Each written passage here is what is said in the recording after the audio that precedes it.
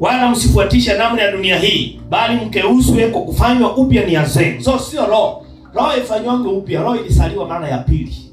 So roho ni kiumbe kipya. So roho hitaji mafundisho wala hitaji kufanya upya. Roho haikui. Nia ndio inakuwa. Ukuaji uko katika nia. Nia inakuaje? Katika kujua. Kujua, katika hali ya kujua, maarifa, ufahamu. Glory to God. Bwana Yesu asifiwe. So kwenye nia ndio kuna ufahamu unakaa. Kwenye nia ndio ufahamu unakaa. Usipofanywa upya utafuatisha namna ya kidunia ama isiyo ya kimungu. Usipofanya upya nia yako utafuatisha namna ya kidunia ama isiyo ya kimungu. Usipofanya upya nia yako. So ni jambo ni swala la ukuaji. Unapofanya upya ni swala la ukuaji. So katika maelezo haya tunaona kwa muamini anaweza kufuatisha namna ya kidunia hii. So kulingana na maelezo ya Paulo, hata muamini anaweza akafuatisha namna ya dunia hii. Hata kama yeye si wa dunia hii, anaweza akafuatisha namna ya dunia hii. Ndio hana roho ya dunia hii, lakini anaweza akafuatisha namna ya dunia hii. Glory to God. So Paul anaonya waamini kwamba msifuatishe namna ya dunia hii. Watu watakosanya kufuatisha namna ya dunia hii ni kwa kufanywa upya nia sawa. Unafanyaje upya nia yako? Ni kwa neno la Mungu. So ufahamu unafaa kuadhiriwa na neno la Mungu. Ufahamu wako unafaa kuadhiriwa na neno la Mungu. Ufahamu wako unafaa kuadhiriwa na neno la Mungu. Ufahamu wako unafaa kuadhiriwa na neno la Mungu. Nimesema watu wengine wameadhiriwa na mitandao, TikTok. Sasa ikaondoa eneo la maombi ndani yake. Yakapaki tu sasa ni entertainment kwenye maisha yake tu ya kila siku. Ya kila siku. Unajua kupoteza wanao kama mnaongea story ambayo hamkusii Mungu ni hasara. Oye, waamini tu kwa wewe ndio ufike mahali ukue. Mnaongea tu na mtu stories za kawaida. Iwe ni kwa simu, iwe ni yaani mnaongea tu stories za kawaida.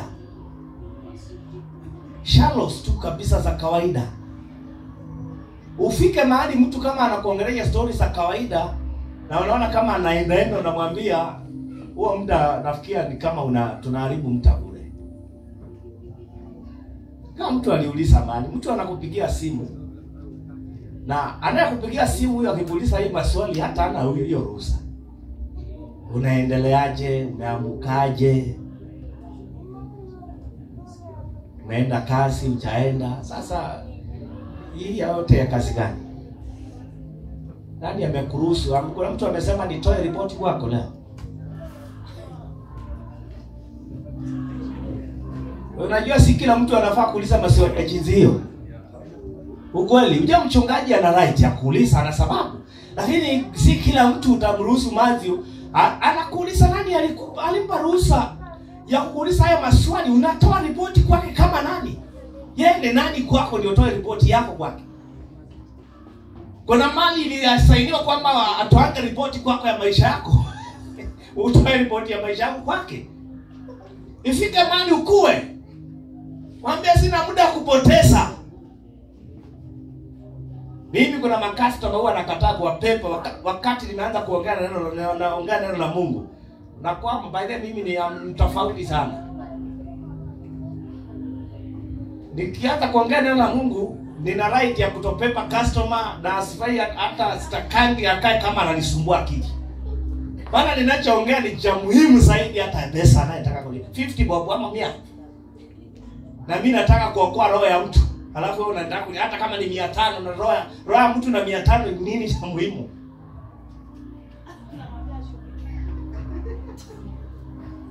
Yaani bwana umekaa, unajua wakati mwingine umekaa, jamaa akakuja hapo na mshirikisha neno la Mungu umepamba moto bwana. Mambo inatonoka, jamaa anapokea vizuri.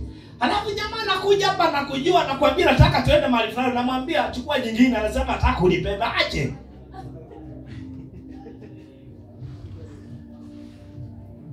Neno la Mungu peke yake ndio linaweza likasababisha ukaacha kufanya chenye unafanya. Haleluya. Kama kuna kitu umeacha kufanya ni kwa sababu nilienda kanisani. Glory to God. Bwana Yesu asifiwe. Wewe unaweza funga biashara ukuja kanisani baada jioni.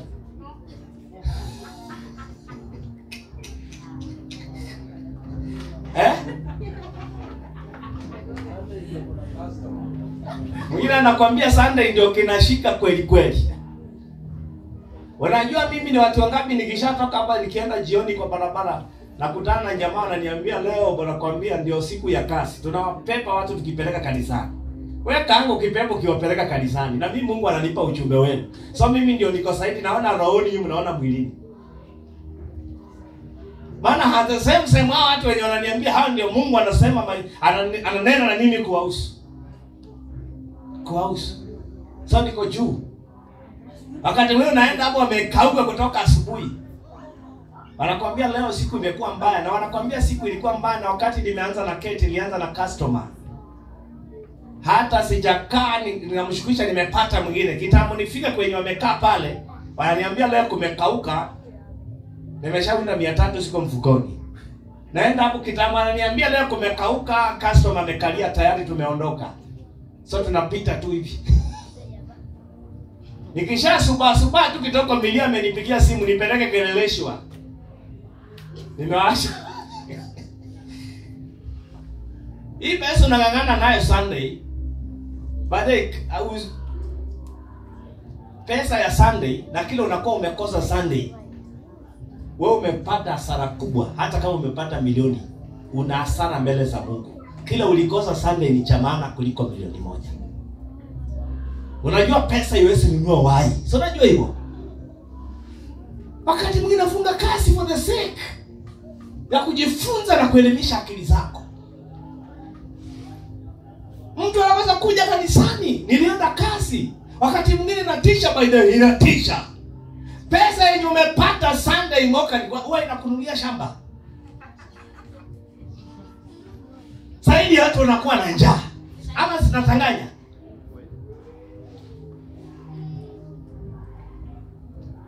Ya basta. Ndio kuna mambo hayepukiki. Lakini ifai kuwa routine. Mimi kwenye nafanya kazi, watu wanajua mimi ni nani. Tumefundishwa asubuhi wewe mtu akikuja kanisani kwenu akasema umeokoka watu watakubaliana na wewe.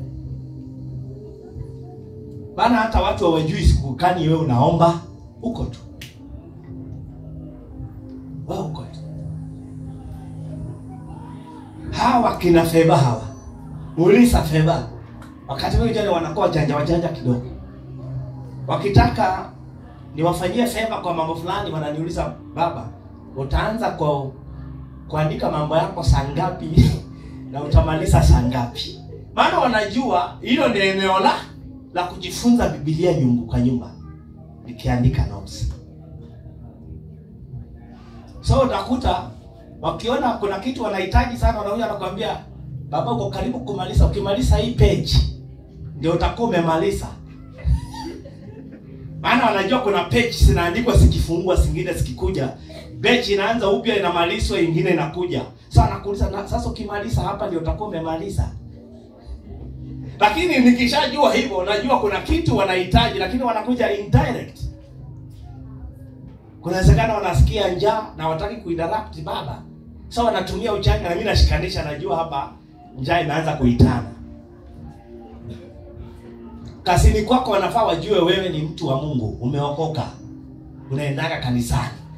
Na zaidi ya yote wanafaa wajue unafanya kazi gani kanisani, si tu kwenda.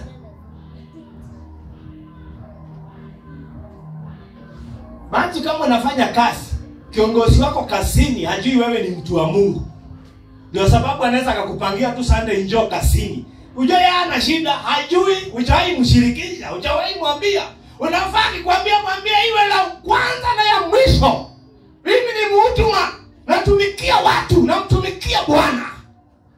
Ninakuja tu kwa sababu uko unajua. Lakini Sunday hiyo usiwahi cross kwenye kitu kinaitwa Sunday yako. Utakuta wengine wanapangwa, wewe unawekwa kando. Huyu ni wa kanisa. Utakuta sikia huyo ni mtu wa Mungu. Lakini watu wengi hapa nakwambia iko balaa mtaani.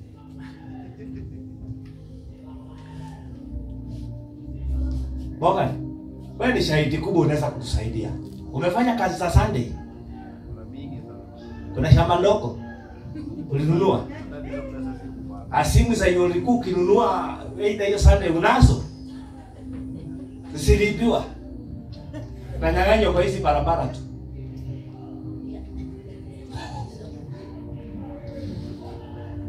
Unajua unaweza maliza tu hapa ibada. Hapa.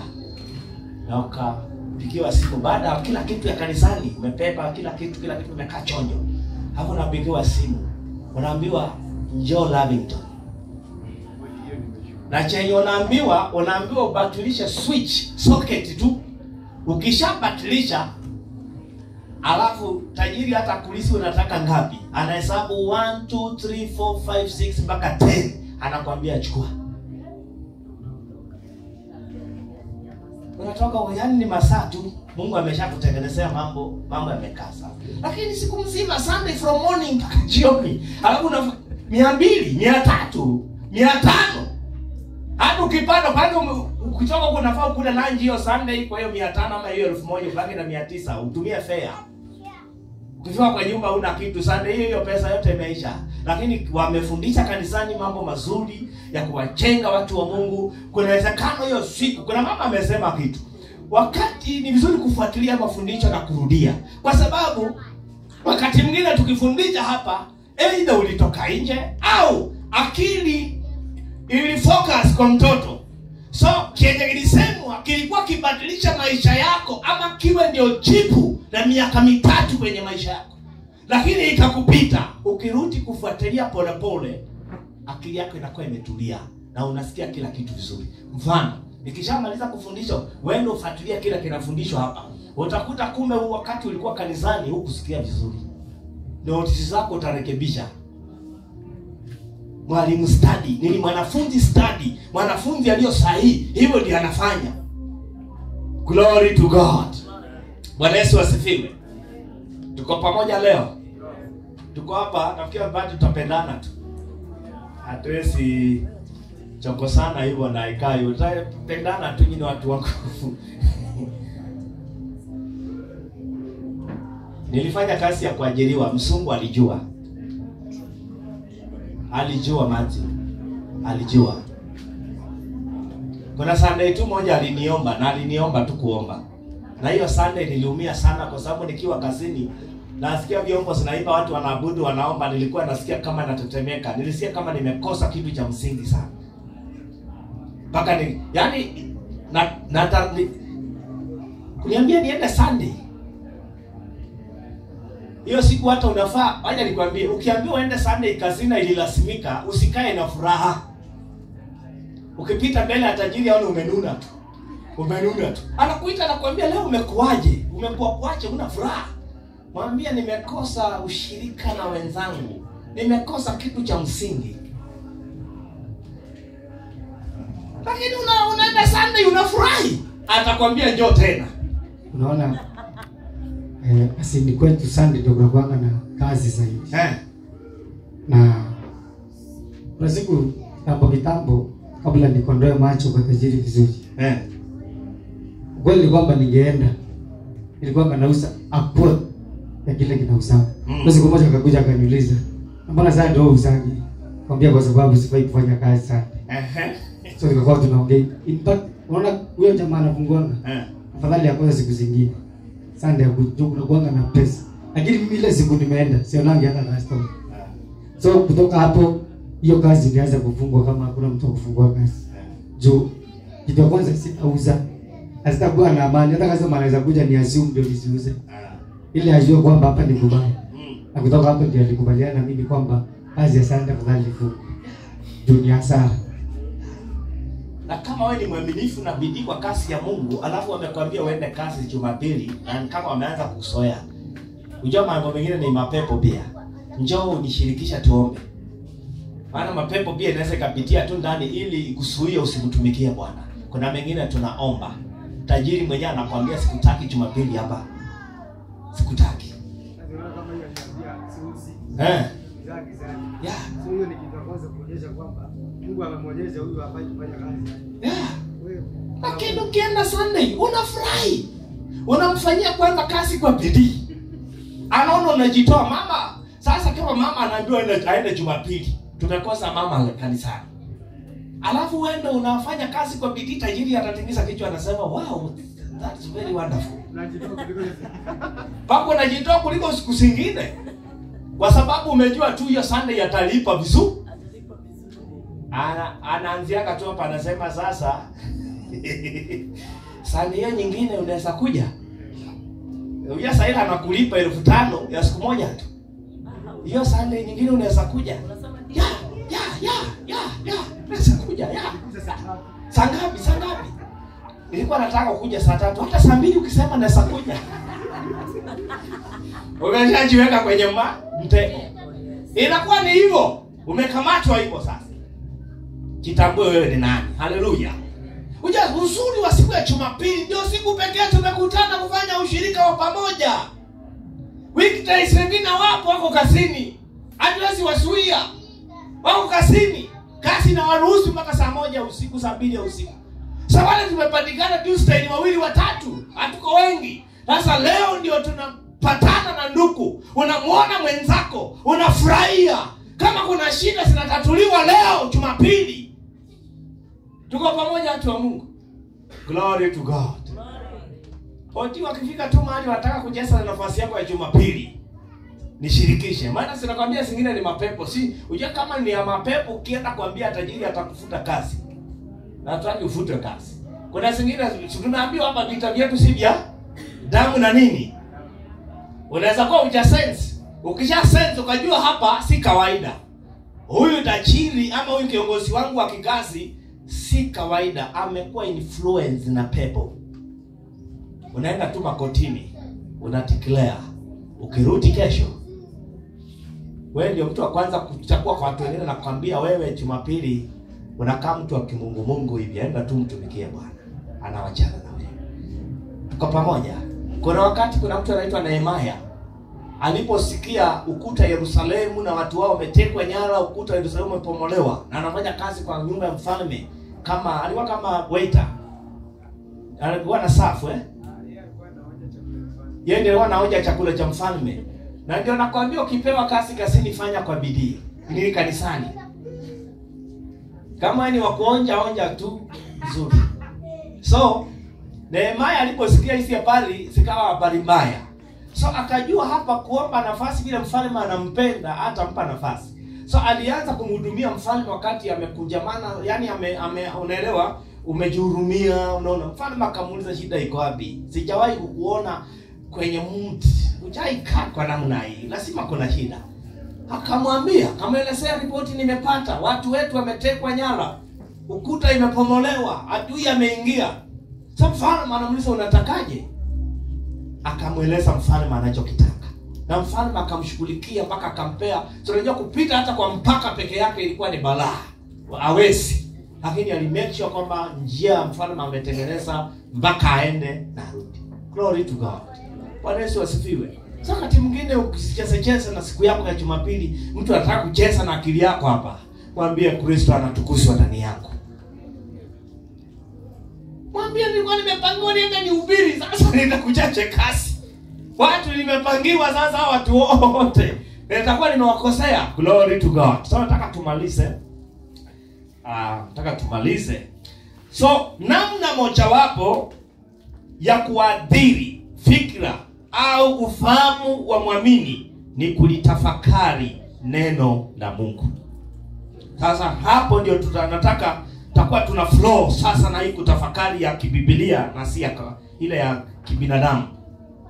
Namna mojawapo ya kuadhiri fikra au ufahamu wa muamini ni kulitafakari neno la Mungu.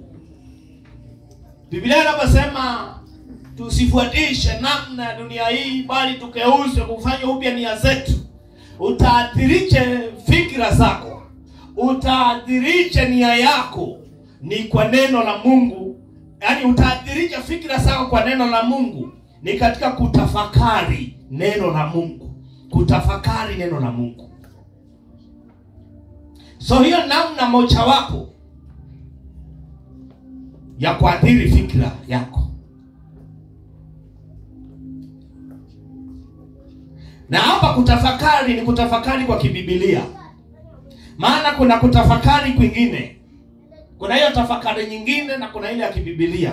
Sasa tutaangalia kibibilia, si nyingine. Na hapa kumbuka kwamba tunaongelea kulitafakari neno la Mungu, sio kutafakari mambo katika ulimwengu huu. Kutafakari neno la Mungu. Kutafakari unafanya neno la Mungu lichae kwa wingi ndani yako. Biblia inaposema tulitafakari neno la Mungu, ni kwa sababu inataka neno la Mungu likachae kwa wingi. Yaani ufahamu wa hilo neno uchae kwa wingi ndani mwetu. Ulichofundishwa wakati neno lilifafanuliwa, yale mafafanuzi, zile fasiri za neno lake zikakae kwa wingi ndani yako. Haleluya. Ili upate kuzisema kwa kinywa chako, ili upate kuenenda katika hicho. Tafakari hili neno la Mungu lichae kwa wingi ndani yako. Au liwepo wakati wote kwenye ufahamu wako. Kwa nini utafakari? Hili neno la Mungu liwepo wakati wote kwenye fahamu wako. Liwepo wakati wote kwenye ufahamu wako. Kwenye ufahamu wako.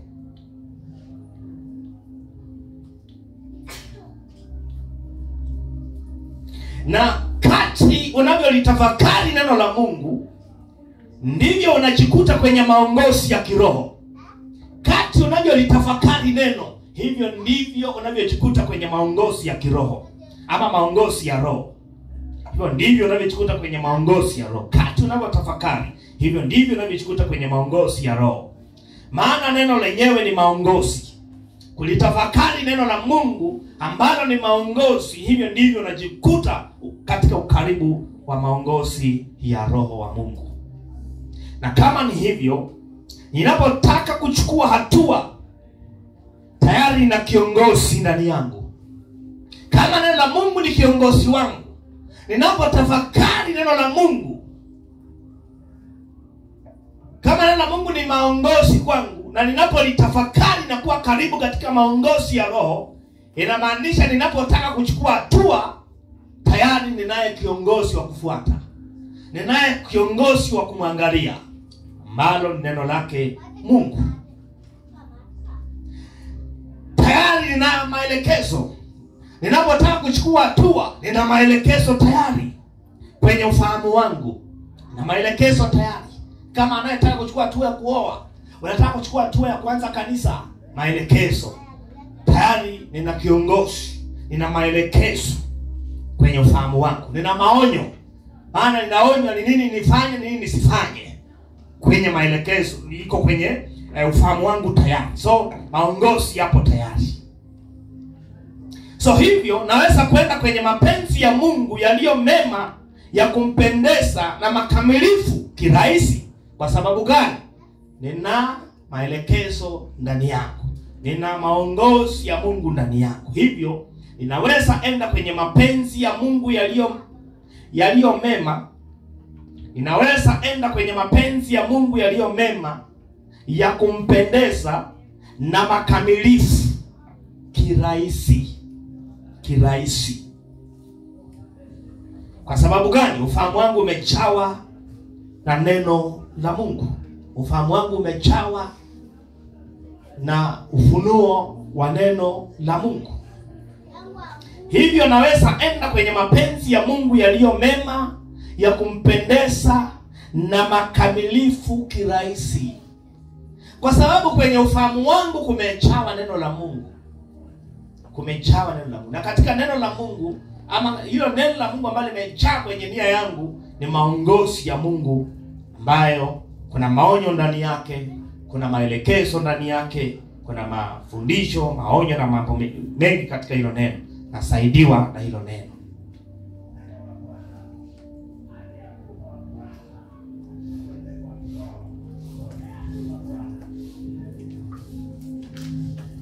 So swali la msingi la kujiuliza hivi ni hivi: nawezaje kulitafakari neno? Hilo ndio swali sasa. Nawezaje kulitafakari neno? Ndio swali la msingi. Nawezaje kulitafakari neno? Nafikiri tuachie hapo ili tukikuja tuendelee pale. Nafikia tuajie hapa ili tukija sasa tuendelee kuanzia hapo. Swali la msingi, nawezaje kulitafakari neno? Hapo ndio kuna shule sasa. Halo. Nafikia nikikuja kufundisha kama akili imetulia, maana sasa hapo imefika, najua akili imehama. Hapa utashika kitu na utaandika notes. So nafikiria na pia kuna mambo mengi leo. So hapo ndio kuna shule, nawezaje kulitafakari neno la Mungu. So usikose hiyo shule, njoo ili ujue namna kulitafakari neno la Mungu kibiblia. Haleluya. Unajua wengine wanajua kutafakari ni kufunga kinywa na kunyamaza. Alafu kichwa unafanya tu hivi, unafanya hivi, ukifanya hivi, unakubali unakataa, unakubali unakataa. Huko si kwa kibiblia. Na huko si kutafakari biblical. Glory to God. So tutaanza na hivyo, tutaanzia hapo Jumapili ambayo iko mbele yetu tena, ambayo inakuja. Tunaweza tukasimama. So tutakuja na part 4C. Part 4C.